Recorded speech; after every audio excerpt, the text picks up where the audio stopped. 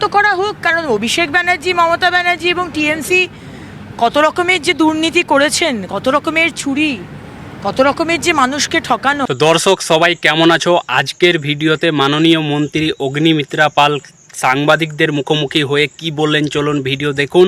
এই ভিডিও দেখার পরে আপনাদের কি মতামত নিচে কমেন্ট বক্সে লিখে অবশ্যই জানাবেন। তো ছড়িয়ে গেল, সেগুলো পুরো তদন্ত হবে। এবং ভুয়ো শংসাপত্র দিতে হচ্ছে কেন? তারা কি আমাদের নাগরিক নয়? তারা কি বাইরে থেকে এসেছে? সেগুলো বিষয়গুলো দেখতে হবে, কেন দিতে হচ্ছে।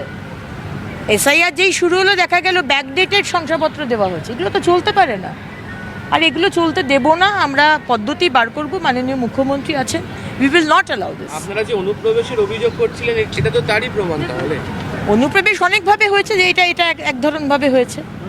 কালকে আমি ট্রান্সজেন্ডারদের সাথে বসেছিলাম, ট্রান্সদের সাথে। তারা বলছে যে কলকাতা শহরে বেশিরভাগ 80% নাকি বাংলাদেশের ট্রান্স। ভাবা যায়? তারা নাকি, আমি মাননীয় মুখ্যমন্ত্রীর কাছে এই বিষয়টি জানাবো, তারা নাকি ওই আমাদের ফর্মে, এসআইআরের ফর্মে তারা লিখছে তাদের মায়ের নাম, তাদের গুরুর যে নাম।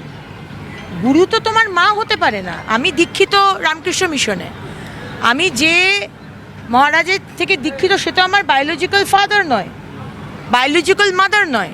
কিন্তু তারা ওইখানে লিখছে যে তাদের গুরুর নাম, তাদের যে গুরু হয়। তো এগুলো চলতে পারে না, এই চালাকে এগুলো চলতে দেবো না। যা হয়ে গেছে হয়ে গেছে। তো দর্শক, যেমন কি আপনাদেরকে আমি মাননীয় মন্ত্রী অগ্নিমিত্রা পালজির ভিডিও দেখালাম, এই ভিডিওর ব্যাপারে আপনাদের কি মতামত নিচে কমেন্ট বক্সে লিখে অবশ্যই জানাবেন এবং এই ভিডিওটা বেশি বেশি করে হোয়াটসঅ্যাপ, ফেসবুকে শেয়ার করে